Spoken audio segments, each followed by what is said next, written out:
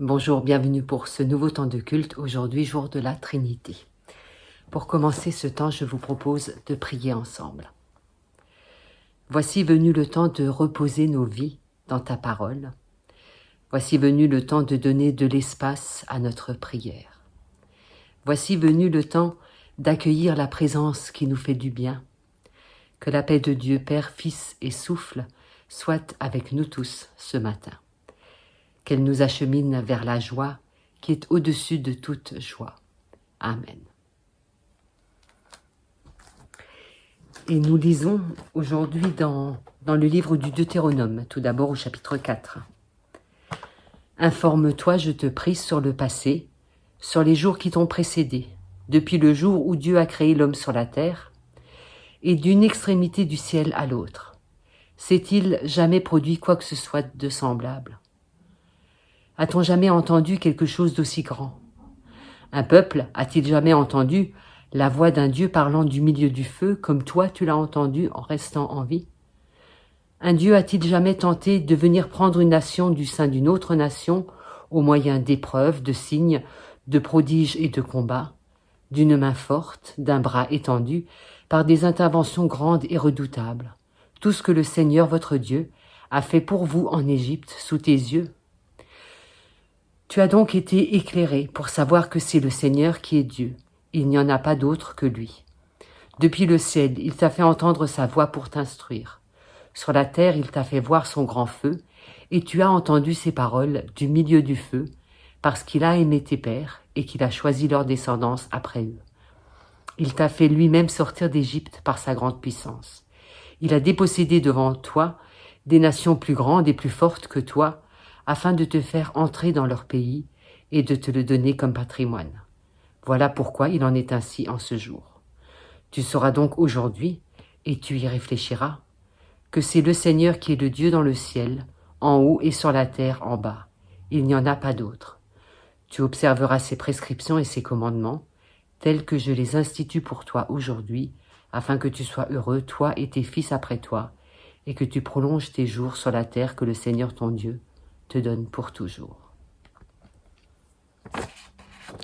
Et puis nous lisons dans l'Évangile selon Matthieu les 4 derniers versets. Les 11 disciples allèrent en Galilée sur la montagne que Jésus avait désignée. Quand ils le virent, ils se prosternèrent, mais quelques-uns eurent des doutes.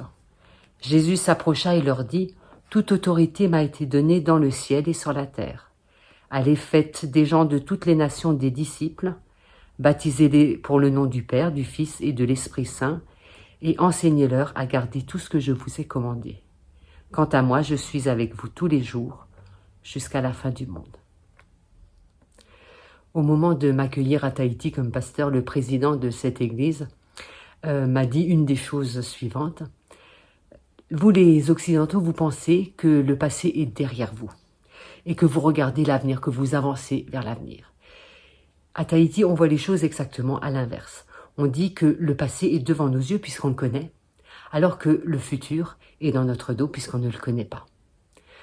C'est vrai que pour nous, regarder en arrière, souvent, c'est une position qui immobilise, qui nous garde dans le passé et qui est parfois signe de regret. C'est pas quelque chose qu'on encourage, hein, regarder dans le passé parce que on pense que c'est pas une bonne chose, que ça nous empêche d'avancer. Pourtant, les 2 textes aujourd'hui que nous avons lus invitent justement à cette posture, à regarder le passé. Le livre du Deutéronome, tout d'abord, ce sont quelques paroles que Dieu adresse à Moïse pour lui rappeler ce qu'il a fait pour eux, ce qu'il a fait pour le peuple d'Israël qu'il a choisi et qu'il a retiré d'Égypte, les grands faits, les grands gestes que Dieu a fait à ce moment-là en Égypte. Et puis dans l'Évangile selon Matthieu, ces quelques versets qui sont vraiment la finale, hein, ce sont les tout derniers versets de l'Évangile, nous racontent que les disciples se rendent sur la montagne comme Jésus leur a demandé. En effet, quelques lignes plus tôt, Jésus demande aux disciples de retourner, après sa résurrection, de retourner en Galilée. Donc de revenir là où tout a commencé, de revenir en arrière. Ils sont renvoyés dans leur terre natale, parce que la plupart des disciples viennent de là. Et ça pourrait passer pour un retour en arrière, hein, une régression, puisque en fait ils sont renvoyés là où tout a commencé. C'est retour aux terres familières, retour à leur lieu de vie, lieu familier et connu, mais peut-être aussi lieu d'erreur et d'échec. Alors nous sommes en ce moment dans cette réflexion qui nous est proposée sur les missions et les ministères dans notre Église. Et je crois que ces deux textes rejoignent complètement cette thématique, cette question.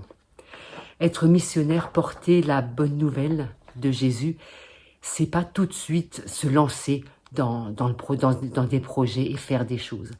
La mission, nous disent ces textes, c'est d'abord regarder en arrière. Regarder le passé et, comme le dit le cantique bien connu, compter les bienfaits de Dieu. Réaliser les bienfaits, les merveilles que Dieu a accomplies dans notre vie. Relire en quelque sorte notre passé. Ce que le Seigneur a fait pour nous, comment il s'est manifesté pour nous. C'est la première chose que Jésus nous demande de faire quand nous voulons être missionnaires, je crois. Parce que cette première étape est nécessaire. Parce qu'il s'agit de puiser, de revenir aux sources, de revenir à l'essentiel et d'abord de comprendre ce qui s'est passé pour nous avant de vouloir le transmettre à d'autres. Il faut avoir du contenu, il faut avoir quelque chose à transmettre avant de vouloir partir en mission. Alors revenir en Galilée, pour les disciples, c'est reprendre l'enseignement et la vie de Jésus depuis son début. Tout redire, tout reprendre, tout interpréter à nouveau. Et puis la deuxième partie du programme est ensuite déclinée sur cette montagne où les disciples retrouvent Jésus, déclinée par Jésus. Et Jésus dit « Tout pouvoir m'a été donné dans le ciel et sur la terre. Allez, faites de toutes les nations mes disciples, baptisez-les et enseignez-leur à garder tout ce que je vous ai appris. » La manière de faire de Jésus est intéressante. Hein. Il dit que le pouvoir lui a été donné. Il ne dit pas que ce pouvoir est naturel, qui vient de lui, mais qui lui a été donné par quelqu'un d'autre. En fait, ce terme autorité a pour étymologie le verbe augmenter. Avoir de l'autorité, c'est faire grandir les autres, les augmenter eux. C'est ça, l'autorité. Et c'est précisément ce que fait Jésus à ce moment-là. Grâce à son autorité, il les augmente, il les valorise, il leur donne une mission. Alors c'est tout un programme qui s'ouvre ce jour-là pour les disciples. Faire des disciples dans les nations, baptiser, enseigner, garder, transmettre, intégrer les nouveaux et le signifier cette grâce qui nous est faite par le signe du baptême. Et puis le texte nous dit ici que tous se prosternent, mais que quelques-uns ont des doutes.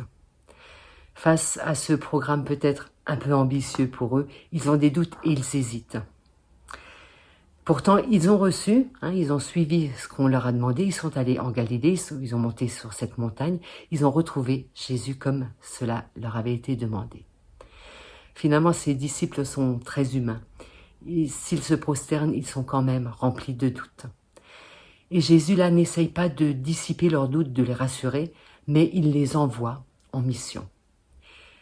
Comme pour dire, quelquefois, quand on a des doutes, il vaut peut-être mieux faire. Il y a un proverbe juif qui dit « Fais et tu comprendras ». Comme si l'antidote au doute était l'action. Parfois, il vaut mieux agir que de rester dans des réflexions stériles. Mais Jésus ne s'en tient pas là. S'il les envoie en mission, s'il leur donne ce grand programme, il les assure finalement de sa présence permanente. Et l'évangile selon Matthieu s'arrête sur cette phrase extraordinaire « Je suis avec vous tous les jours jusqu'à la fin du monde ». Et Matthieu nous fait ici un petit clin d'œil parce que, en fait, c'est comme ça qu'il a commencé son évangile aussi. Quand il a parlé de la naissance de Jésus, il a dit qu'on appellerait Jésus Emmanuel. Emmanuel veut dire Dieu avec nous. D'un bout à l'autre, enfin, aux deux extrémités de l'évangile, on retrouve cette même idée, celle de la présence permanente et indéfectible de Dieu avec nous. Dieu avec nous. Alors, au terme de l'évangile, à la fin de leur grande histoire, les disciples sont envoyés, mais ils ne sont quand même pas débarrassés de leurs doutes. Ils reçoivent pourtant une belle mission et une énorme promesse. Cette mission débute par l'appel à revenir aux sources, à se ressourcer, à se laisser remplir de tout ce que Jésus a fait et dit durant sa vie. Cette mission les pousse ensuite sur les routes et ils deviennent ainsi apôtres, c'est-à-dire envoyés de disciples, ils deviennent apôtres. Et cette mission est enfin assurée de la présence permanente de Dieu à leur côté.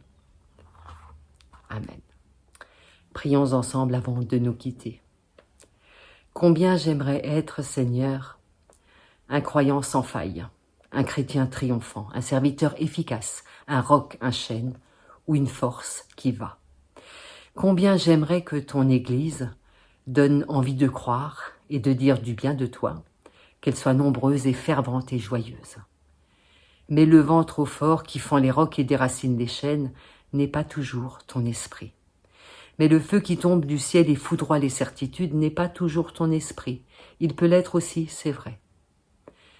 Apprends-moi à me contenter de discerner ton esprit dans le souffle qui me pousse à croire, à espérer et à aimer encore et encore.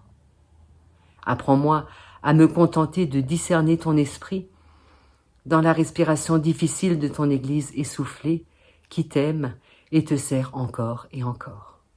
Apprends-moi à entendre ton souffle dans les petits événements sans que je désespère jamais d'en voir de grands. Amen.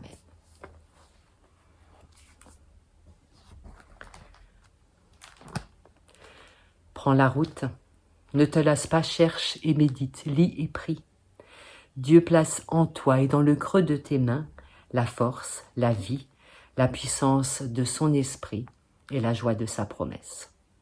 Bon dimanche à tous.